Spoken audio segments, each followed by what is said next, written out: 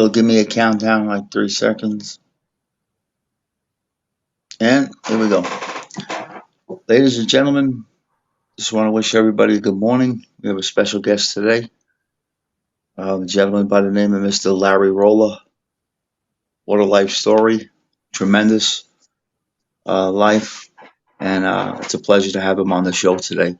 Larry, welcome aboard and welcome to the Real Report. How are you today, sir? I'm good. Good morning to you. Thank you. It's a pleasure to have you.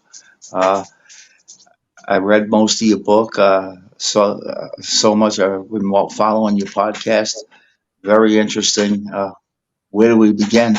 First thing I'd like to begin with is I noticed you were born in Jackson Heights. Um, what I'm curious about is, as you were raised, obviously you were born in Jackson Heights. As you grew up, did you hang out in Jackson Heights? I'm just curious, like what neighborhood did you really start to hang out in as a young kid? Well, Jackson Heights. It's how can I explain it? If you go 5 blocks in one direction, it's East Elmhurst. You go 10 blocks further, it's Corona. You go 20 blocks the other way, it's Astoria. So in Rego Park, and they're all the. I mean, you could walk I for an know hour the area. and go into five different neighborhoods.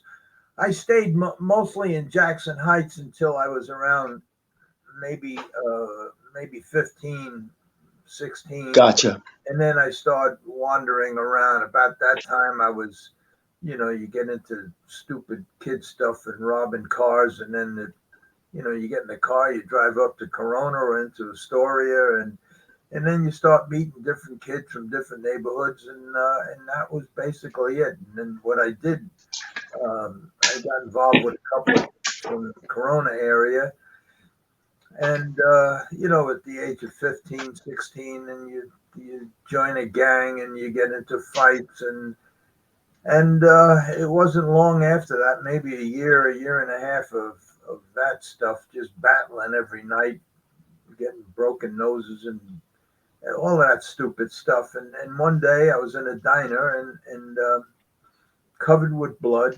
and with all my friends, and everybody's laughing about how we won and beat these guys up and all that stuff. And I realized that just wasn't me. I didn't get any enjoyment in beating somebody up. I didn't get any enjoyment in getting hit in the head with a bat or breaking my nose. And what I really liked was what I was doing when I was, from the time I was a kid, building go karts and little race cars and racing and naturally girls and music. And that's what my real love was. And that's what I want to do. And I kind of switched. I stopped hanging out with the gangs and I started doing my own thing. I built a couple of stock cars first, and I raced them at Freeport on Friday nights, and I went from there to I built I bought a '32 Ford Roadster and modified it and put a '55 Chevy engine in it and Thunderbird transmission. I raced that at West Hampton on Sundays, and I loved that. That's what I wanted to do. And then I built a dragster, and I kind of changed Yeah. my life from the gang life into doing my own thing that I wanted to do, All and right. that kind of that well, in a way, it brought me back to when I was a kid, just being a bad kid, taking the wrong lane all the time, and doing what I wanted to do, and how it how it kept me on that road. That wasn't a nice road, was because of the expense. Every time you blow an engine or a clutch, you had to go get money to fix the It's, cars, and you wind up doing whatever you had to do. The paper route that I had as a 7, 8 year old, I mean, yeah, I started robbing gas stations and all that stuff just to get enough money to fix the cars. And one day and what happened one day, I, I got in a lot of trouble. I got arrested for a robbery I committed, uh, and Detective Sands come knocking on my door about 3, 4 months later, and they took me down to the precinct, 114 precinct in Astoria, and he asked me to sign a confession about what I did. I broke into a gas station. Had a grand opening. Everything was brand new. I took thousands of dollars worth of equipment and tires and everything.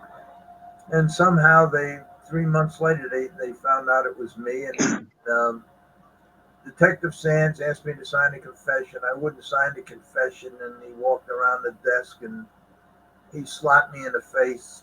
And with that, I hit him in the belly, and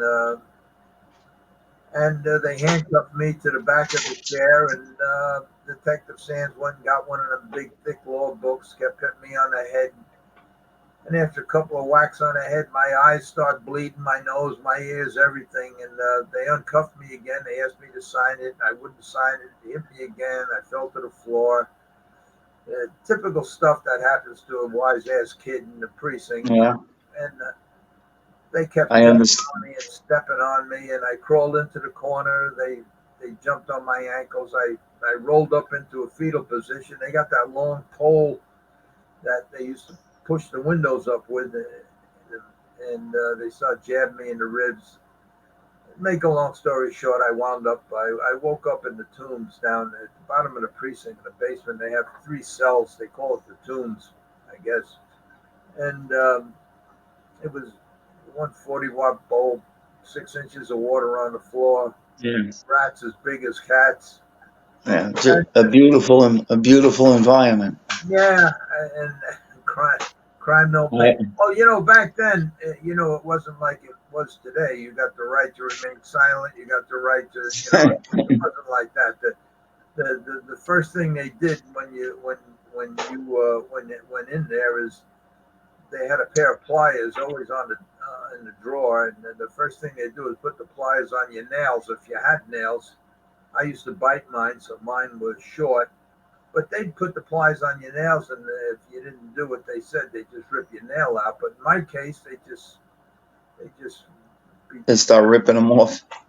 So I get to that was Thursday night. They kept me down there till Monday morning, where they brought me to a courthouse on Queens Boulevard, I think. And naturally, my mother and father were there, and they got me out, and I was covered with blood, dried blood. My clothes. Yeah. I was just a mess. And I said to my mother, I says, "Ma, I can't breathe. I'm having trouble breathing." The bottom line was they broke 3 or 4 ribs, and they broke my ankle from jumping on it, and I had a concussion and everything. But I found that out later when she finally took me to the hospital. But the first thing she said when I said take me to the hospital, she says, I'm gonna take you where I should have taken you 2 years ago, because I was just a bad kid. Probably her only failure in life was trying to get me on straight and narrow, and I was just a defiant kid. So she took me to her boss. Her boss was Tommy Lucchese. Tommy Three Finger Brown Lucchese, one of the five, the leader of one of the 5 families in New York, Cosa Nostra. And absolutely, yeah. And I knew who he was because my mother was working for him, and he came to my sister's wedding, and it was a big deal because we had to set up a table out in the corner for 6, and he came with 5 of his guys. So I know who he was. So anyway, she brings me up there. I'm covered with blood, and I was a mess. And we walk into his office, and he asked my mother to leave us alone, and all he said to me was, "Your mother's a good woman, and she's my friend, and you're breaking her heart with all your nickel and dime bullshit. Now, why don't you go home and think about what I said? And if you want to straighten your life out, I'll help you in any way I can, including making all your problems go away, including the problem you have right now." So after he left there, I never thought of it that way. I never thought that I was hurting my mother. I knew that I was just my mother used to hit me bad. I mean, the old-fashioned way with a belt and Yeah, a stick, and I never thought of it that I was breaking her heart, and she was doing to trying to control me because all the like please don't do that never even entered the picture, and if it did, it would never stop me anyway. But absolutely. so I really did. I straightened my life out at that point. I went to I got a job in a gas station, and it was a gas station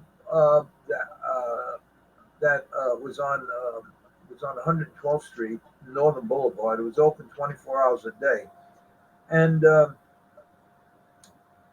I asked the guy. He always needed night help because the place kept getting robbed all the time, and everybody would quit. But he didn't want to close it because it was a busy boulevard that went right into Manhattan. So he told me, he says, listen, he says, young man, he says, I'd give you the job, but you should know that it's a bad area, which it was. It was East Elmhurst, and uh, I said, look, that's okay as long as you give me permission to park my race cars here and let me work on them during the night shift when I work. And he said that was no problem. He says, but I want you to be careful because and I wasn't worried about that because I was the one that was robbing the gas station, so I wasn't worried about that. And and I become strictly legitimate. Never did nothing bad after that. And That was it. guy, a criminal was the one that put me on the right track. Take you on a straight line. The reason, the reason why I asked you about like where you were from or where you hung out or where you started to hang out as a youngster is because my family, um, my father's side of the family, all Harlem, everybody's from East Harlem, and I was just curious of the tie to East Harlem, the Queens kid, you know, technically the Queens kid. And I was just curious how the tie came. I knew your mom had worked for Tommy Lucchese, reading through your stuff and watching. And I was just curious how you ended up in Harlem, and you've Well, up to cleared that that.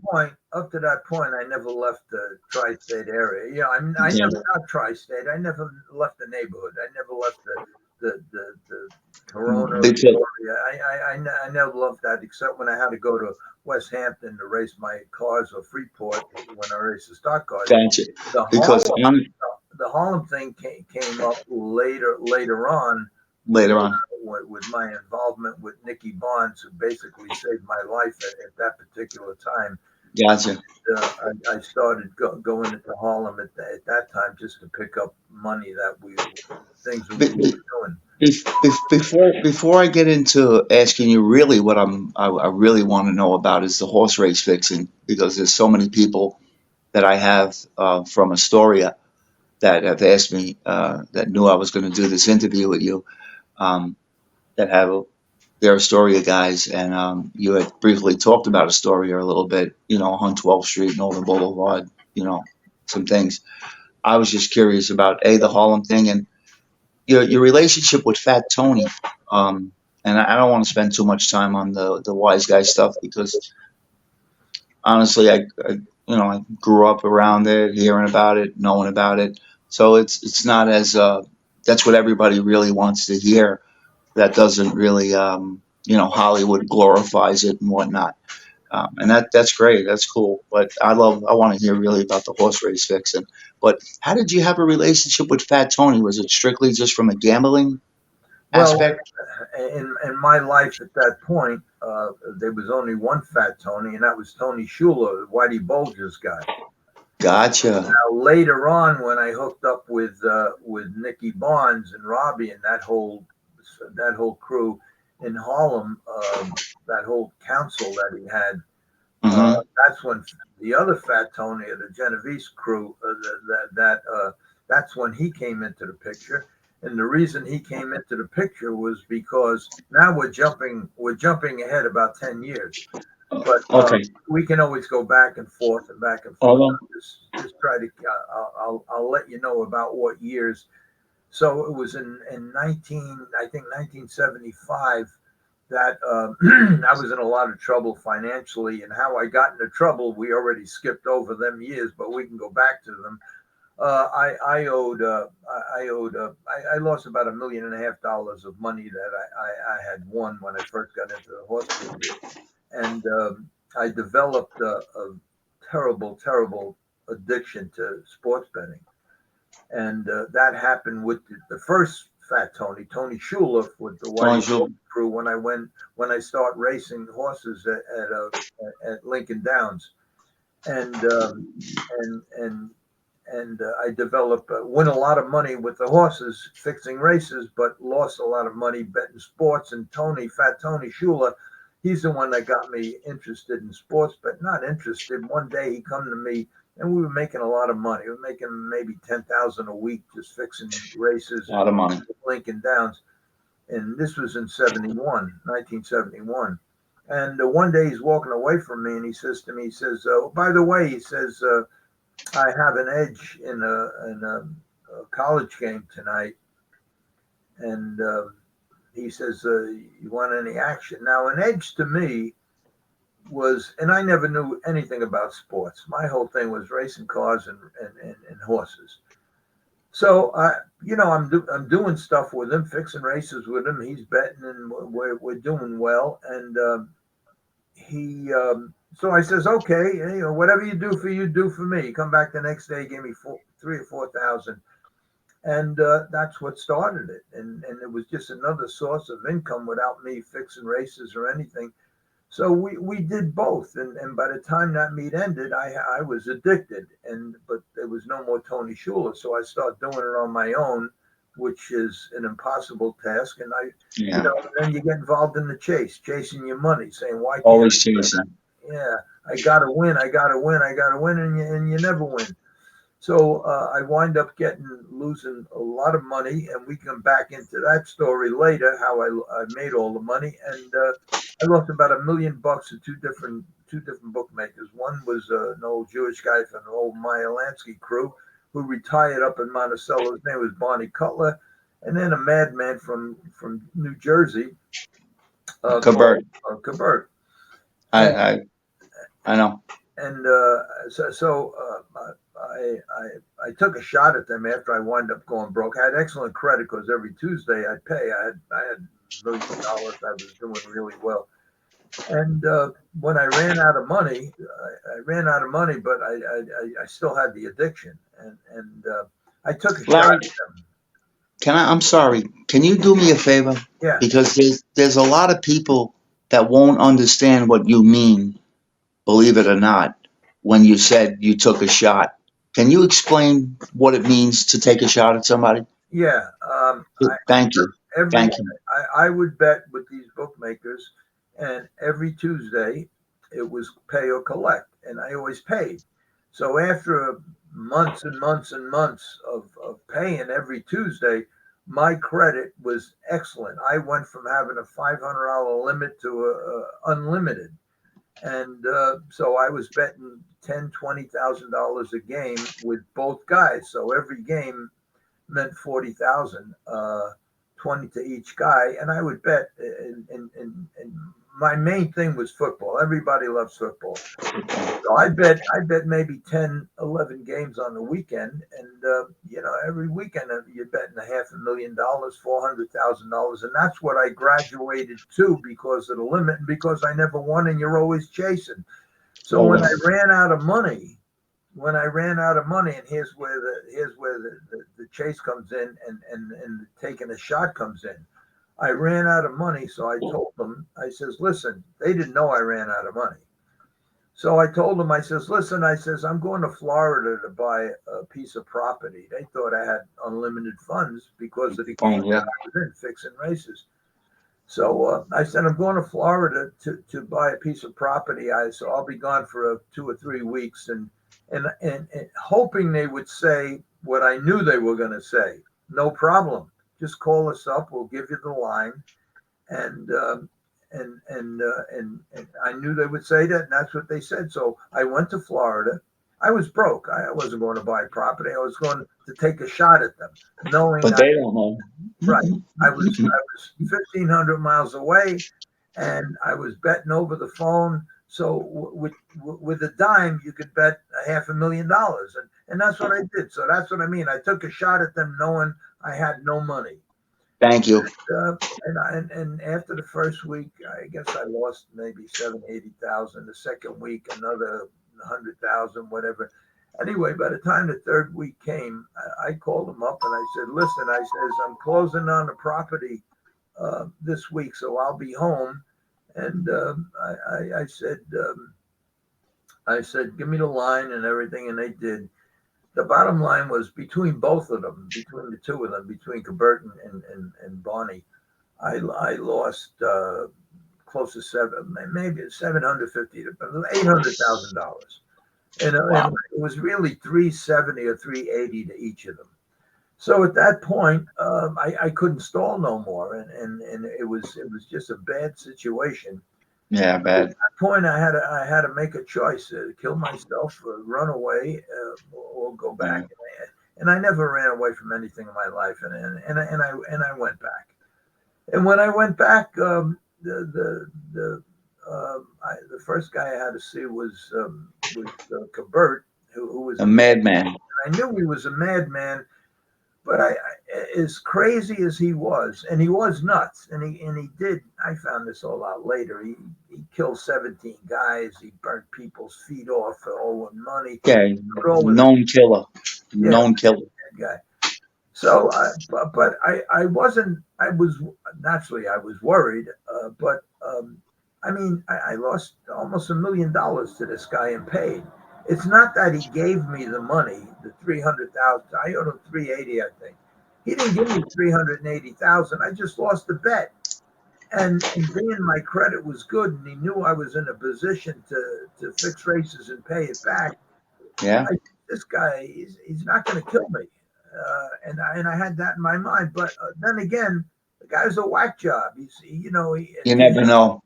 Yeah. It was all about building up his reputation in the street, and nobody could fuck with you, and that was it. So anyway, I went to him, and I his man who picked me up at the airport called him first. Says, "Larry's here. He don't have what he's supposed to have." And then they said, "Bring him to me tomorrow morning." So next morning we were down there, and I meet him in his club down in Atlantic Highlands, I think it was, and. Sure enough, they take me out on a boat, and they put me downstairs. About a half hour later, they bring me upstairs, and they put me in this little barrel and they pour cement in there, some water, and then Cabert comes down and looks me straight in the face and says, "Sammy, let him go too far. Let you go too far. That's on him." Because that's who I was betting with, one of his guys. I never called him direct. And he says, "You went too far. That's on you. Now you tell me why I shouldn't let this cement hardener throw you the fuck overboard." And I said, "Because I could pay." And he looks at me and he says, "You could pay." He says, "Well, if you could pay, I'll tell you what I'm going to do. You owe me 380,000 or around there, whatever the figure was." He says, "I'm going to make it a Shylock loan." He says, I thought I shut this phone off. That's all right, man. He says, "I'm going to make this a Shylock loan." He says, 2 points every week. You come to me with, I think it was $7,200 a week. He says, you miss 1 week and you'll be right back here. There'll be no turning back. So, all right. So I owed him $7,200 a week, Vig. And I went to Barney up in Monticello, and I made the same deal with him. Barney was he was like 80 years old. He was an old Jewish guy. And he tried to mentor me from when I first started. "Larry, you shouldn't be doing this. You're a nice kid," and everything else. And I had a friend, Gina, the girl up there that lived in the same complex, and she used to bring him coffee and tea. So there was a little bit of an edge I had there because of Gina. So I wasn't too worried about him, but I made the same deal with him. So the bottom line was I had to come up with 16,000 a week, around 16,000 a week, just for Vig payment, and that's a lot. That's a lot of money. Yeah, it's a lot of money, but then again, if you're making it, it's all relative. Because if you're in a situation where you could make it, right, and it's not a lot of money. It could be a lot or a little. Exactly. Yeah, and it becomes like monopoly money. You don't even think of That's it. what it is. Yeah. So Especially when you're taking the bets over the phone. It's all monopoly money. yeah. So I'll jump years ahead right to the Harlem Crew. So what happened was I created a situation not only in Monticello but in Aqueduct and Belmont using the first Fat Tony because he followed me from Lincoln Downs up here, and we did a lot of stuff. But then, like the snake that he was, I hooked him up with the jockey Con Erico, who knew all the jockeys at I won't get into that story because we'll be here until December. Next Tuesday. Yeah, but so all he had to do was I got him a room at the hotel right near the track, and he stayed with Con Erico, the jockey, and Con would go and see Cardera and all the top jockeys every day, and we make deals with them. If you had first, second choice in the race, you got 5,000, be worse than third, and this for the fourth and fifth choice is 2,500. And for every one he got out, Con Erico got $1,000, and then Tony would bet at the track. In fact, Tony Shula, Tony Shula, Mm-hmm. and I would have runners that would bet, which I already had in place because of what I was doing in Monticello, and they would go to all the OTB offices, and everything was good, and we were making 20, 30,000 Yeah. times a day, and everything was going good. But then every once in a while, the Fat Tony, Tony Shula, instead of the calls coming every day, they were coming every other day, and then every other day, and every other day, and then I started getting in trouble because he I gotta shut this off because he just never he stopped calling, and once he stopped calling, it caused me to do a lot of things. I made a 3-state kite going, and everything to earn money because the bottom line was Cabert had to get paid, no matter How to what, get paid. had to get paid. So I did whatever I had to do to make sure I had that money. And then they come a time, and it happened a few times. They come a time, and Frank Collada helped me out one time when he said I had to go meet him when he got out of jail. We flew to Vegas and we met with Spilatro, and we devised a plan. He sent 3 guys up with me, and they tracked them down, and they found them, and they put a gun almost through the roof of his mouth, and they stayed with him for about 2 or 3 months to make sure that we got these numbers, and we were giving them to Spilatro in LA and in Vegas, and everybody's making a lot of money as long as No doubt. nobody. So anyway, after they went home, after about 3 months, Shula promised them that he would call me every day like he has been. And but sure enough, as soon as they left, he started the same bullshit every other day. And then he stopped calling completely. And I was in a lot of trouble. And I had about 3 days to go before I had to make the payment to, and I just couldn't reach. I couldn't get that money. The races I was fixing, the handle in Monticello was so small. If we fixed races, even the last race, Superfecta, you'd win 1,000 or 1,500, but it was Nothing big. know any money, but it wasn't enough every week for me to live and to make these payments. So it was on a Wednesday, I think. I got a call, and it was from the maitre d' at the Concord Hotel, where I used to go every night after the races.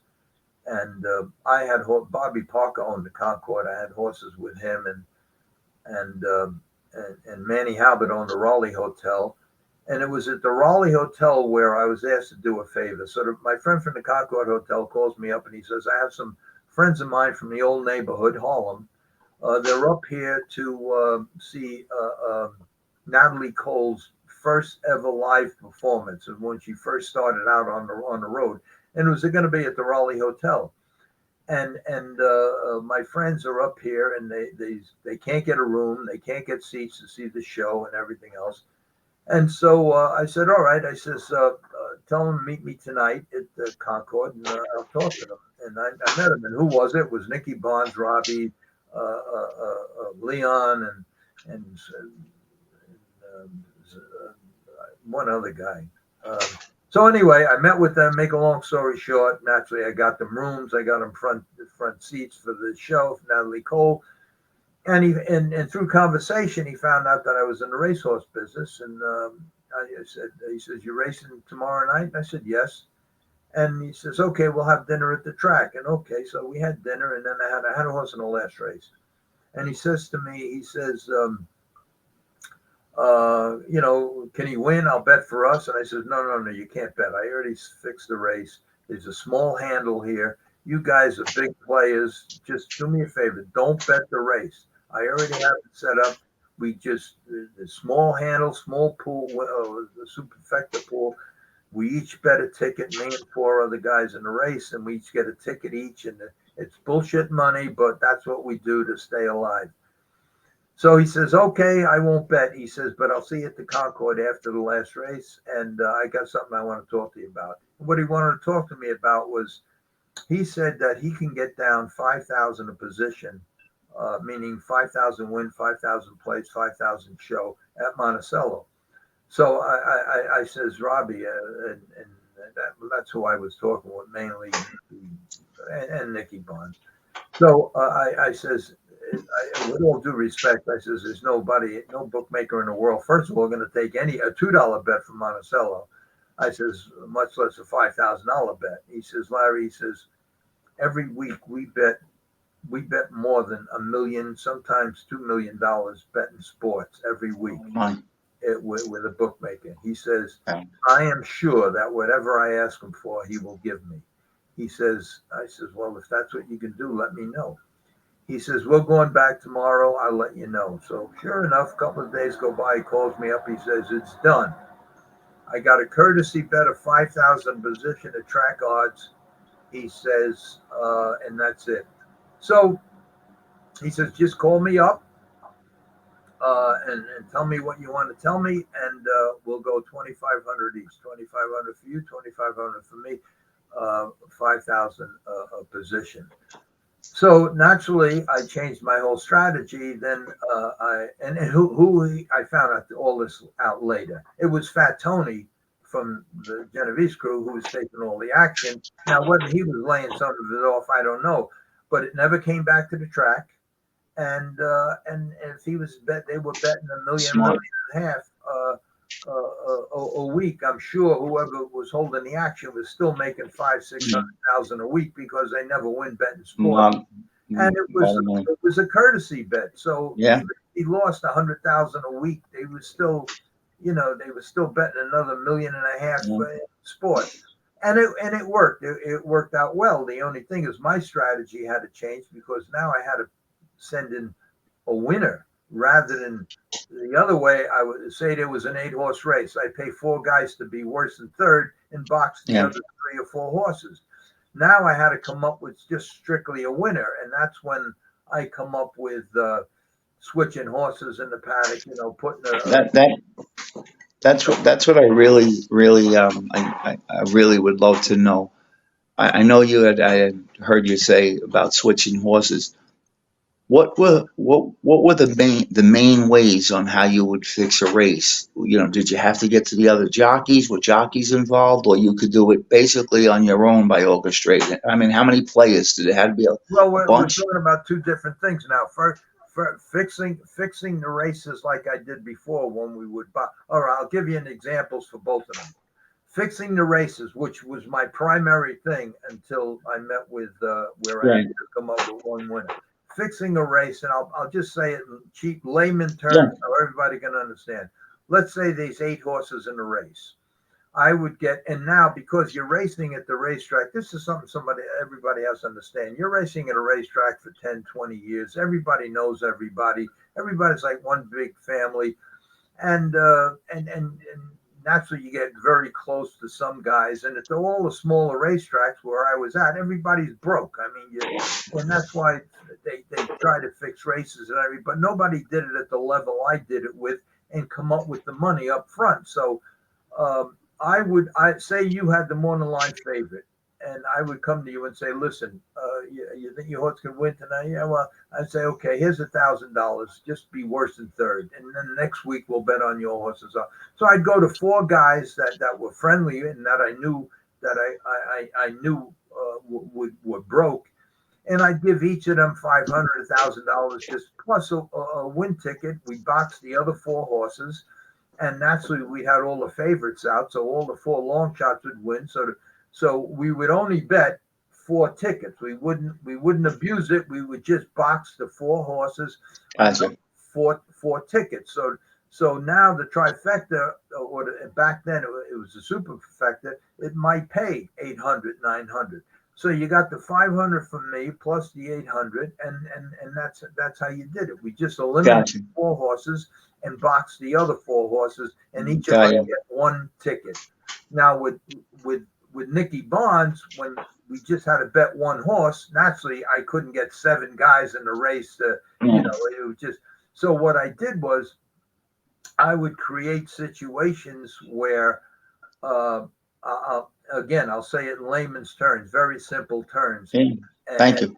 And I'll use claiming races as an example, even though it was never claimed, it was always condition races. But if I start talking about condition races, you'll get all mixed up.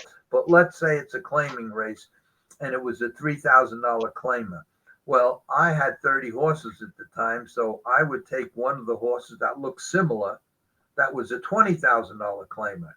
And in the paddock, I would bring in the 20,000 claimer, and nobody knew. They all looked identical. But the equipment guy who came around, who would check tattoos and equipment, I'd give him $1,000 and say, listen, who was my friend? That's why we raced up there for years. We all know one another. And I'd say, Ronnie, here's $1,000.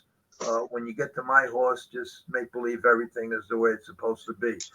And so I'm racing a horse that's worth 20, 30,000 in place of a horse that's worth 2 or 3,000. So naturally, no matter what happened, he couldn't lose.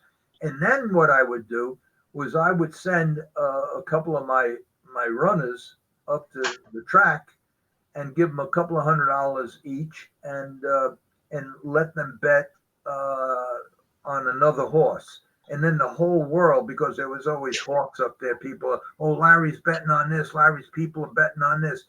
And they would bet on another horse, making the price of the horse that I'm betting on go up. Go way up. Do it in each pool, win, place, and show. So instead of getting a $6 mutual, I'd get a $10 mutual, and maybe $6 or $7 for place, and maybe $5 for show. So it was like a 5,000 win bet in every position, because I would do that. And basically that was it. And unfortunately, made a lot of money, a lot of money. Every Yeah. week I'd collect 80, 90,000. I'd drive down to, he had a garage. I'm almost positive it was 145th Street. Larry, I'm sorry to interrupt. I have to ask you this. Two things about Astoria. I got to ask this. Did you know any guys from Astoria that were in the horse business, like a gentleman who had horses up in Monticello around that time? They called him Fat Al. Fat Al, Monticello. Ring a bell? No, and I'm surprised, because anybody who raced up there in the 70s, I knew. I didn't know no Fat Or Al. a guy, Red Porciello, the Genovis. No. They all have, okay. They had to be owners, right? Yeah, they were. I believe they were owners. I wouldn't know any owners. I would know whoever they had training for them. I would know, but I wouldn't. How about juicing? Were they juicing horses back then, or no? Well, Monticello back then, we're talking about the 70s now. Back then, they didn't have the drugs that they had. They didn't have Epigen. They didn't have all these. They didn't have clenbuterol. They didn't have any drug they have today. They didn't have back then. The strongest thing they had back then, I think, come from Canada, was B15 or some stupid stuff. But they didn't have any of that stuff. They would load them up with vitamins and everything else, and that was the most they did. But aside from that, they had nobody up there had any money. I mean, half the guys were living in tack rooms, and they had no money. There was no money up there. I think the minimum purse was I think $800, and the maximum purse might have been 3,500, and he was starving to death. You couldn't make it. What's the biggest purse you ever had like orchestrated? I won't use the word fixed. You know what I mean? What's the biggest like name that somebody might know the name of a big race that might have been fixed back then? Oh God, they was first of all we fixed every last race, so I don't know. But when we got Strictly's Riders? no, when we got to when you see that's the problem with jumping, because you don't really know the whole story how we got to that point. Dragon. When we got to Aqueduct and Belmont, Flats. when we got to Aqueduct and Belmont, let's say my payoff, I paid the first and second choice $5,000, so that's 10,000. I paid the third and fourth choice 2,500. I'd give $1,000 to Conorico for getting these guys to do that. So now I have 20,000 plus another five, so I have 25,000 invested every day to fix for every race that he fixed at Aqueduct and Belmont. It would cost me $25,000 to take care of. Give Conorico 1,000 for every jockey he got out, and it cost me 5,000 for the first position, 5,000 for the second choice, and then the third and fourth choice 2,500. So in total, my payoffs were 2,500, 25,000 a race. Most of the time, I would pay, and I just say this generalizing, I bet another 20 or 25,000, because you got to understand, they had a gigantic handle there. The pool money was hundreds of thousands of dollars in the exacta pools or the trifecta pools, and so you didn't have to bet much, because once the first and second choice are out of it, 3/4 of the pool money is still there, because 3/4 of the action is bet with the first and second choice. So you really didn't have to go crazy. All you had to do is basically take the remaining 4 or 5 or 6 horses, because sometimes they have larger fields with the thoroughbreds, and say even if there were 6 horses left, we got 4 out of it. First, second, third, and fourth choice out of it. Now there's still 6 horses left in a 10-horse field. Just box the 6 horses in the trifecta, and the trifecta is going to come back astronomical, because all the money, 3/4 of the money, if not more, had one of these first 4 choices in it. I hope you understand what I'm saying. Oh, I understand totally. Okay. So you didn't have to bet much. You just bet, and I had the runners, and they would go. I would spread them out. No one bet was, maybe they would go to a window and bet half of the bet, go to another window and bet, because Belmont and Aqueduct, they had 5 floors. Yeah. And OTB, I would send the runners to OTB, all different offices from the Bronx to Brooklyn, All over. place. So there was never, and it could, because they had computerized machines, there was never a printout that had everything in one shot. You'd have maybe one guy in Brooklyn hit for 20,000, another guy, So there was really nothing. And the operation that I created was really thought out, and it really worked. And the runners I had were the kind of guys where if and it happened one time. It happened with Charlie when in Brooklyn. He hit for about, I think, 40,000, and they didn't have that much money, and they wanted to give him a check. So I told him up front. I said, sometimes you're gonna have to just take the check. Just take the check, make it out to your name, and we'll figure it out from there. But don't cause a scene, nothing. But security come over to him at the place, and the manager of the OTB, I think it was in Brooklyn, and they said, "How'd you get these numbers? I see that you got these. How'd you do that?" And you had to be able to say, and that's why the runners that I had were gamblers, because I couldn't afford for them to get shut out. They knew how much time they had to know. They had to know how to maneuver. Thing. And they knew that when the security come over to them and says, "How'd you pick these numbers?" They knew to say, "It's none of your fucking business. You didn't ask me when I lost last week or the week before or for my whole life. Now I finally get lucky. You want to know? Get the fuck out of here." And, Now you, Larry, I just want to say something. This has been a pleasure, an honor for me to have a gentleman like you on. It reminds me of so much of growing up and hearing a lot of different things, and you bring me back to that in a good way. I And want you to, if you would, then people that you mentioned from Astoria, I didn't know them because they were owners. I'm not interested yeah, in owners. sure, But find sure. out who their trainers were, and maybe if we speak again, I could. And I could always email you. I could always email you because these gentlemen I'm talking about, they still go up to Monticello. They still go up there Were they every there year. in the 70s? Yeah, Okay, well then find out who their trainers were. I will.